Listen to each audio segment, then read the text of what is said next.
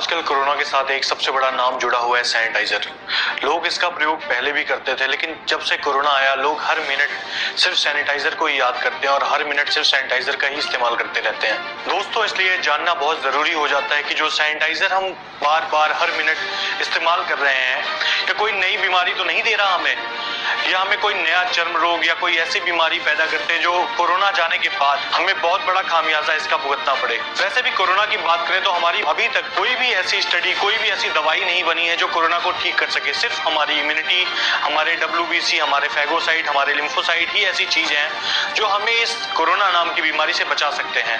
लेकिन हम इसकी बात, इम्यूनिटी की बात बाद में करेंगे। आज हम डिस्कस करेंगे कोरोना का और सैनिटाइजर का क्या संबंध है हमारी हेल्थ के साथ। आज जहां सभी आपको सैनिटाइजर प्रयोग करने की सलाह दे रहे हैं, उधर दूसरी तरफ कोई भी ये नहीं बताता कि इसके नुकसान क्या है, इससे क्या क्या नुकसान आपके शरीर को पहुंच सकते हैं। तो आज मैं इसी विषय पे एक छोटी सी वीडियो बना रहा हूं और उसके माध्यम से आपको बताऊंगा इससे आपको क्या क्या नुकसान हो सकता है, जैसे आंखों में जलन, vomiting, abdominal pain, metabolic acidosis, depression, respiratory diseases और बहुत सारी ऐसी बीमारियां हो सकती हैं जिसका पता भी नहीं चलेगा आपको और बीमारी के चंगुल में आप फंस जाओगे।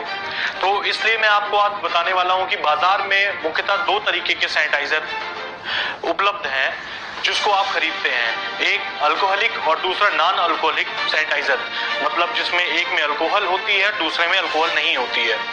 तो सबसे पहले बात करते हैं अल्कोहलिक सैनिटाइजर की, जिसमें प्रयोग होती है आइसोप्रोपाइल अल्कोहल या इथेनॉल।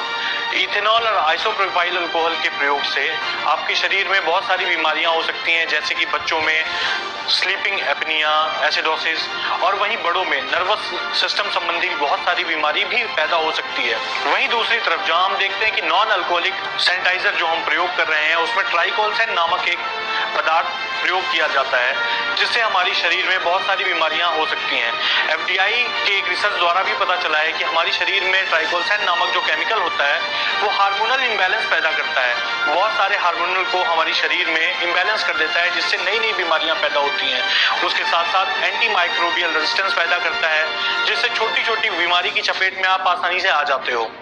और अब बात करते हैं सैनिटाइजर विशेषता क्या क्या बीमारी और कैसी कैसी दिक्कतें पैदा करता है हमारी शरीर में जो हम प्रयोग कर रहे हैं सैनिटाइजर, उसके कारण होने वाली सबसे प्रमुख बीमारी। सबसे पहले आप समझो तो एंटीबायोटिक रेजिस्टेंस।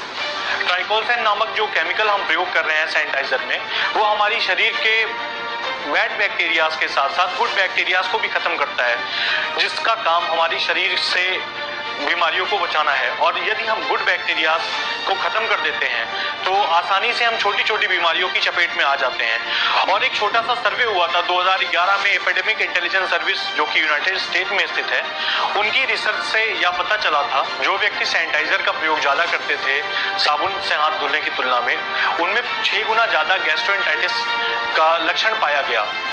और उसके साथ ही ऐसे व्यक्तियों का उपचार करना भी ज्यादा कठिन था जिनके अंदर बैक्टीरियल रेजिस्टेंस पैदा हो चुकी थी, इससे सैनिटाइजर ज्यादा प्रयोग करने के कारण। और दूसरा प्रमुख कारण हम देखते हैं अल्कोहलिक पॉइजनिंग। ऐसा सैनिटाइजर जिसमें ट्राइकोल्सेन की जगह आइसोप्रोपाइल या इथाइल अल्कोहल प्रयोग किया जाता हो, ऐसे सैनिटाइजर को पीने के कारण करीब 100 बच्चों की मौत हो गई और यह खबर LA टाइम्स में प्रकाशित की जा रही है।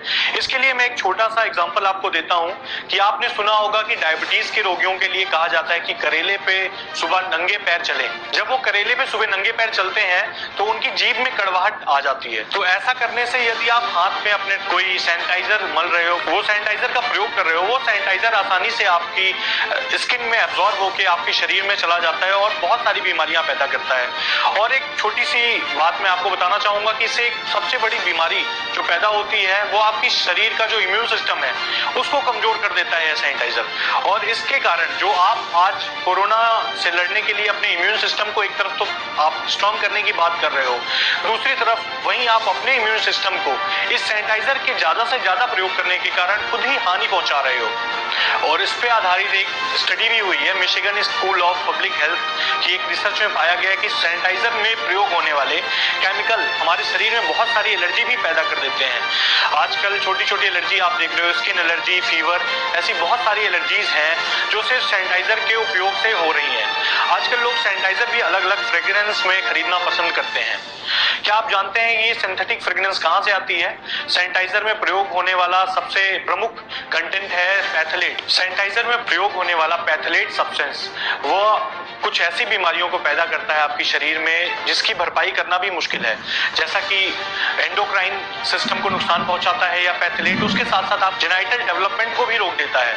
इसके साथ साथ और भी ऐसी बहुत सारी बीमारियां होती हैं, जैसा आजकल आप देख रहे हो कैंसर पैदा करने में भी पैथलेट का बहुत बड़ा हाथ है। मैं सभी को यही सलाह देना चाहूंगा, सैनिटाइजर के बजाय साबुन और पानी को प्राथमिकता दें। सैनिटाइजर इस्तेमाल करने से अच्छा है कि आप पानी से या साबुन से हाथ धुलें, वो आपके स्वास्थ्य के लिए भी अच्छा रहेगा। सैनिटाइजर के कारण जो भी बीमारियां आपको होने वाली हैं, जैसे कि स्किन डिजीज या बहुत सारी एलर्जीज, उनसे भी आपको बचा के रखेगा। और एक और सबसे प्रमुख बात मैं आपको बताना चाहता हूँ, यदि आप सैनिटाइजर का प्रयोग करते भी हैं तो खाना खाने से पहले या कोई भी खाद्य सामग्री खाने से पहले अच्छी तरीके से पहले साबुन से या पानी से हाथ धोएं, उसके बाद ही कुछ खाने वाली चीजों का प्रयोग करें। इसलिए मेरी आप सबसे अपील है कि सैनिटाइजर का प्रयोग यदि आप करते भी हैं तो पूरी बुद्धिमत्ता के साथ उसका उपयोग करें और स्वस्थ रहें।